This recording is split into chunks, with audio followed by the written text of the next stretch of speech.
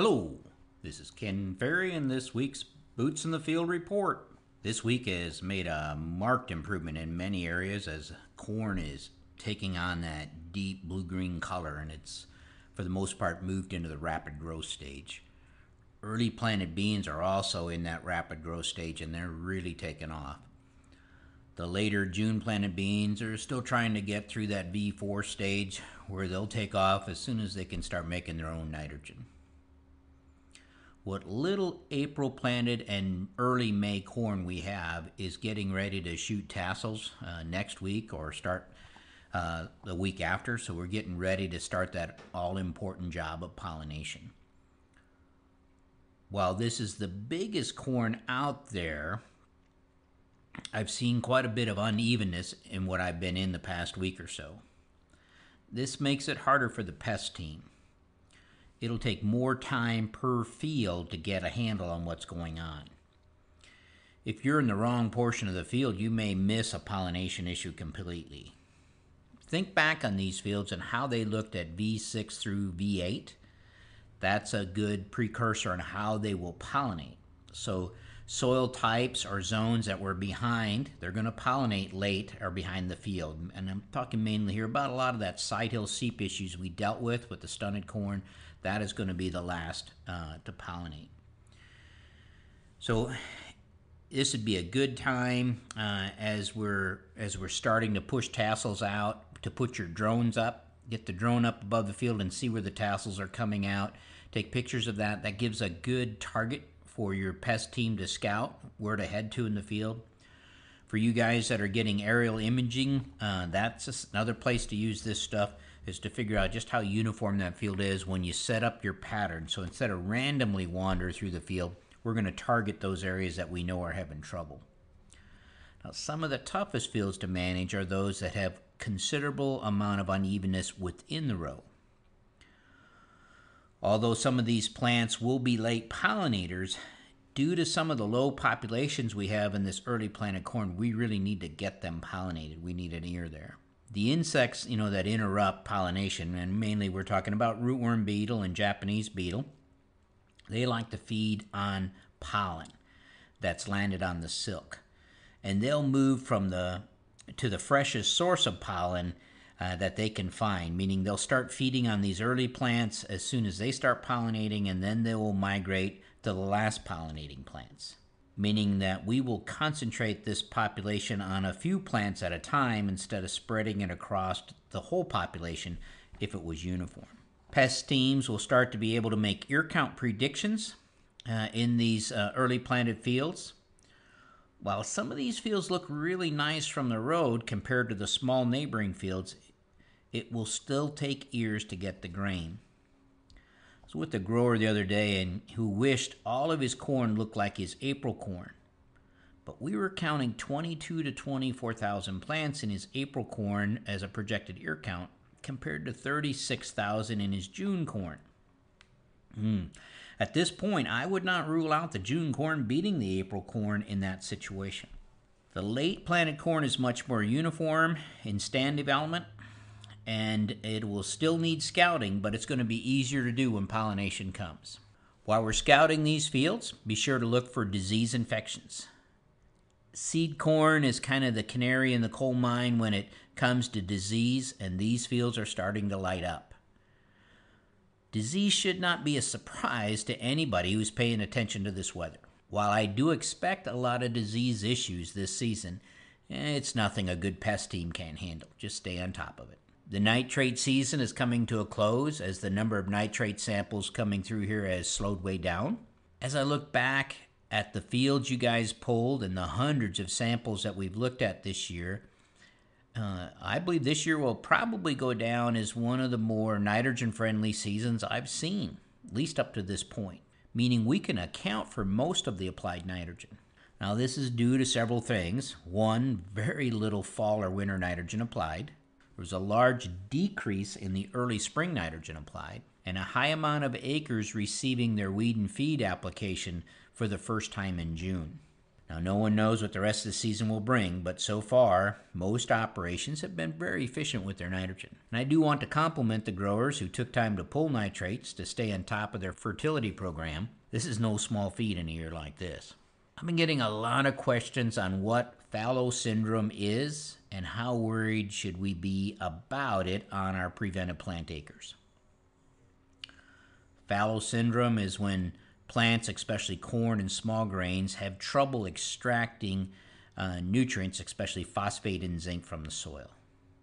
The crop will be stunted. The corn typically turns purple, indication of fallow syndrome, basically due to phosphate deficiency. As most of you know from attending our meetings, that soil fertility that you have out there is released by soil microbes to the plants. If your soil biology isn't working, nutrient availability is poor no matter what the soil test says. Now, poor biology can be caused by several things, from soil health to compaction to poor drainage. What most of you are aware of is the effect temperature has on soil microbes. Soil microbes are very sensitive to temperature. So in cold springs, we have very little biology going on out there, and we have purple corn due to the cold soils because the microbes are holding back or not releasing nutrients for your crop to use. When we talk about fallow syndrome, we're talking about a reduction in the good fungi in our soil, or the active mycorrhizae. The active mycorrhizae need to live on an actively growing root to survive. The active mycorrhizae assist the plant in taking up mainly phosphorus and zinc. Without the mycorrhizae, we can't get the soil test values, even if they're high, to overcome stunted purple corn. We need the fungi to release that phosphate into the orthoform to get it up in the plant. Not having plant roots or the right plant root available for a whole growing season drastically reduces the population of the active mycorrhizae in your soil, which will cause the fallow syndrome next spring. This was very evident after the flooding in 1993 in the bottoms next to the rivers, where we dealt with fallow syndrome in the spring of 94, or after the wet year in northern Iowa in 2013 on the prevented plant acres planted in the spring of 2014, where there was no cover planted during that prevented plant. Not all covers are a food source for the active mycorrhizae. So the sugar beet farmers up north deal with fallow syndrome every time they plant corn behind sugar beets, because sugar beets are not a host for the mycorrhizae. Some of the cover crops are not host either. So while radishes help break up compaction, they're not a host for this mycorrhizae. Covers to avoid fallow syndrome are going to be your rye, your oats, your wheat, your barley, in that line. You can use radishes and turnips for your prevented plant acres, but you'll need to have a mix with covers that will help you as a host of the mycorrhizae. One question has been asked, what about weeds on the prevented plant acres? Will they be a host for mycorrhizae? Well, actually, yes. Most of them will. If you were, for instance, to till a field or half a field multiple times and keep it clean, don't let the weeds grow, and let the weeds grow on the other half of the field, you would fight fallow syndrome on the side that you were doing the tillage. Of course, you'd be fighting weed control for years on the other side. The question is, can I let the weeds grow and control them before they go to seed as my cover crop? Actually, the answer there is yes, if you can control them before they go to seed. The problem is the amount of diversity we have in our weed population. They don't all seed at the same time. If we mow these acres timely, it'll be effective in some, but not all, of our weed control. Like our grasses and our water hemp, they can put seed on and only be 4 inches tall. To control these weeds from going to seed, the pest team will need to scout these acres and be timely with the control. It will take multiple mowings or tillage coupled with spraying to keep these fields from going to seed while having enough weed growth to stop the fallow syndrome. Some of you are still fighting weed populations from the droughted out areas in 2015 where the weeds took over, especially the water hemp. Those are only wet holes in the field. If you let these prevented plant acres go to seed, you'll be fighting this battle for years to come, especially if you crank up populations of resistance weeds. Fallow syndrome is not a big issue in soybeans. While I've seen them slow down early, so much of their yield is determined later. But for corn and wheat, and for some of you guys now growing barley for the breweries, it's a real thing. Another sure way to handle fallow syndrome is with starter fertilizer on the planter next year. By placing phosphate and zinc next to the plant, you're able to override the low amount being released by the soil. If you're set up to place starter off to the side of the seed, you may want to bump the rates next spring. Be careful trying to do that in furrow, though you may get burned. We mainly use starter to get phosphate and zinc into the plant when the soil is still cool and the biology hasn't fired up yet. With fallow syndrome, even after the soil warms up, we will have slow growth. It's not a matter of waking up the biology. We have to rebuild it. We have to rebuild the population, and we need root growth to do this. It's kind of like the chicken and the egg. We need mycorrhizae for nutrient release to get root growth, but we need root growth for the mycorrhizae to prosper and build in populations. Question is, if I keep this field clean and use starter on my planter, can I avoid fallow syndrome without a cover crop? And the answer is yes. But this starter needs to be a phosphate with zinc in it.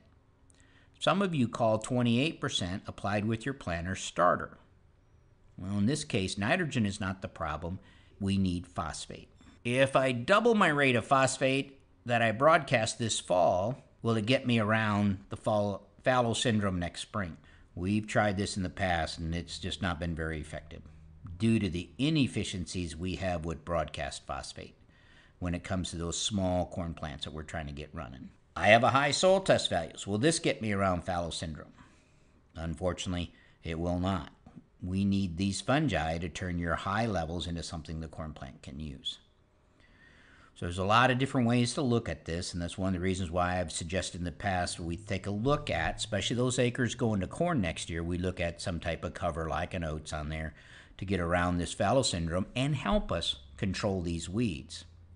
This is no one pass, one deal and done deal. If you use herbicide or a combination of herbicides and covers, let's say like oats and Callisto to control weeds, always keep track of your plant back intervals for the next year's crop. For our customers, CTC customers, don't forget our field day is July 17th here at Hayworth. This will be a good day to get away from the farm and enjoy a day with other crop tech customers and hopefully learn something to boot.